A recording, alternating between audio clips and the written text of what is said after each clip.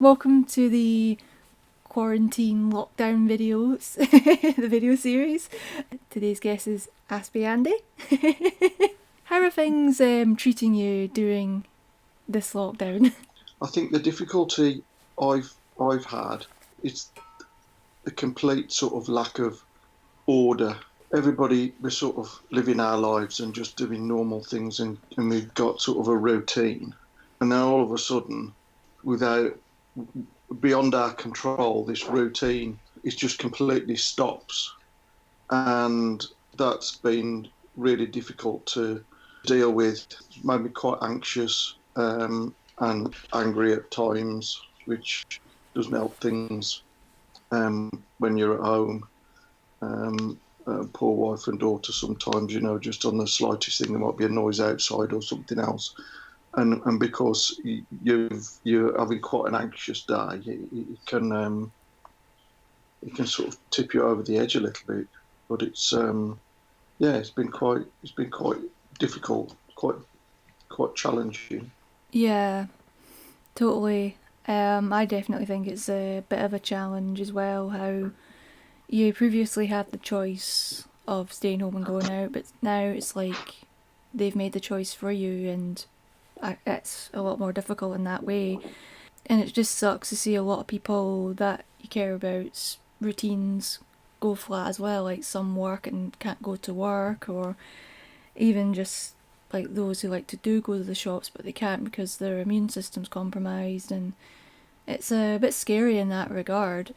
Even in normal in inverted commas times, if we go and do some shopping, or you're outside, or you can hear noises outside, and people just in the garden and drilling and all the other bits, I tend to use my music, so I put headphones in to sort of almost like well, like a lot of people, disable one of my senses, which then enables me to carry on um, concentrating on sort of what I'm doing and how I'm doing it.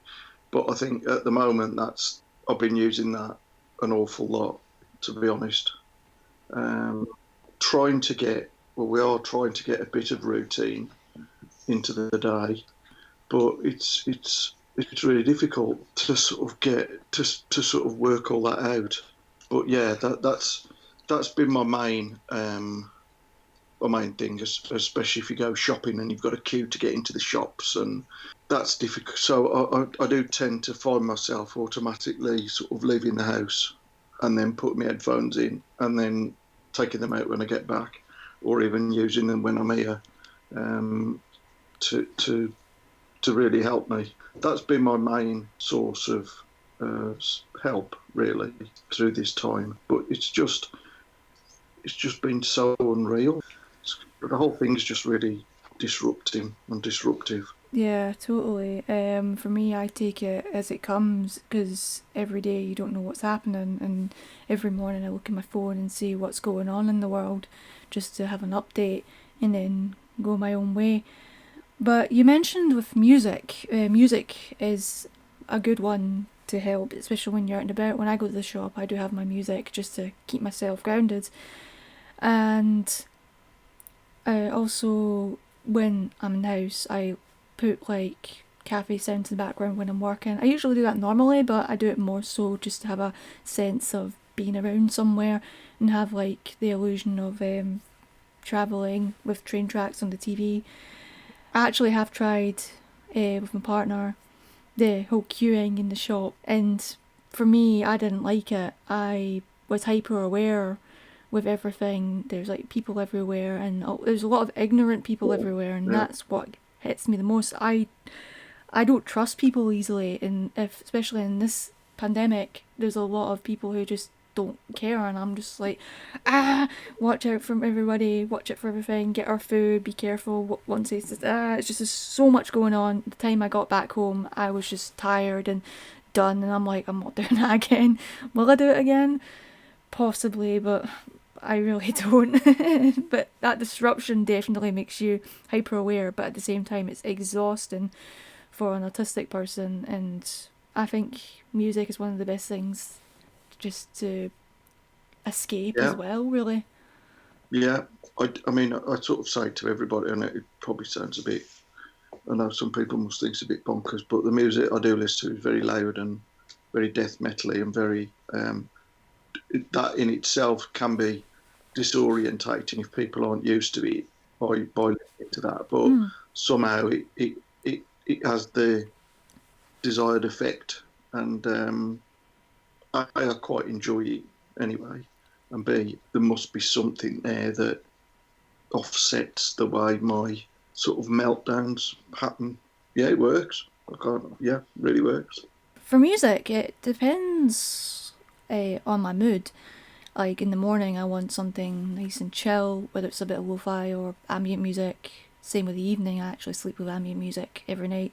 But during the day, if I'm like wide awake, it depends. If it's like a nice sunny day, I listen to some shoegaze or sometimes some electronic. Or in the evenings, I want to listen to something dark, like dark industrial, or as you say, like death metal, heavy metal. To me, it just depends on the mood, and that's why I love about music so much. It's just there's so many Yeah, moods out there, and I believe I have a wide range of music, but I can be selective with genres.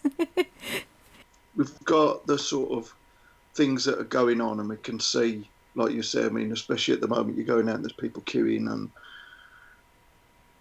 it is a really, I mean, it is a really difficult time for everybody. But if you've just got that, you're just able to almost get rid of one of the senses, so that it enables me to focus on why I'm there and what I'm supposed to be doing.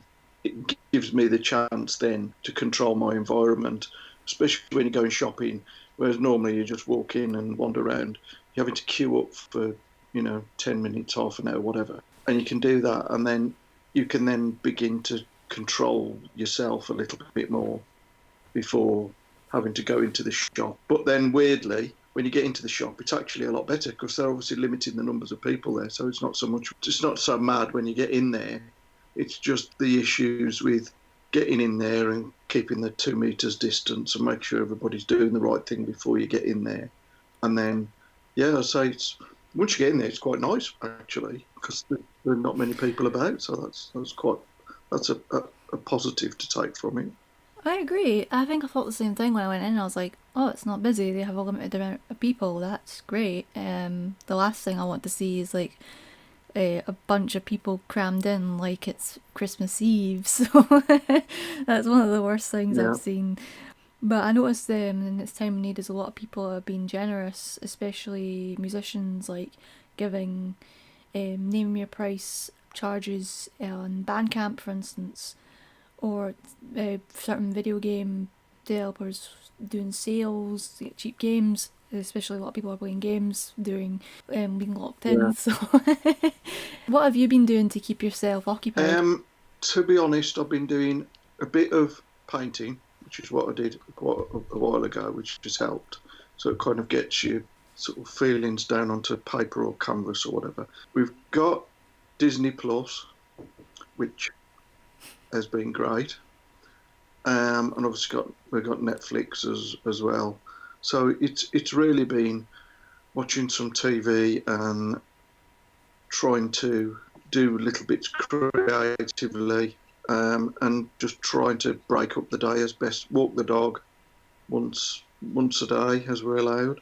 It's almost trying to make that effort to break the day up. So you break the morning up and you can get to lunchtime, and then try and break the afternoon up a little bit, and then you get to tea time, and then make it so that you've got the next few hours, and then you've got bed, and then it all starts again.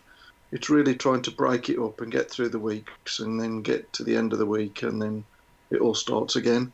Because there's no sort of weekends or, there's a bank holiday weekend that doesn't exist. It's just another day and another day. So it's trying to break the days up so we can get through them and then get to the next one, and hopefully sooner rather than later we'll be able to get out of this whole lockdown situation that we're in.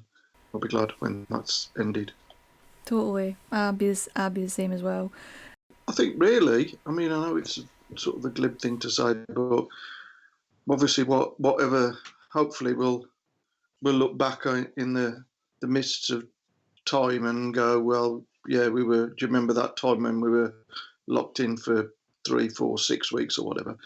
I'm getting through it just by thinking that if we're doing the right things, then hopefully we can get out of this situation and get back to normal. And hopefully some of the things, I mean, like you were saying with bands and people and everybody seems to be mucking in to sort of help each other. I hope we keep that community spirit and keep the positive things that are happening in amongst all this madness, really.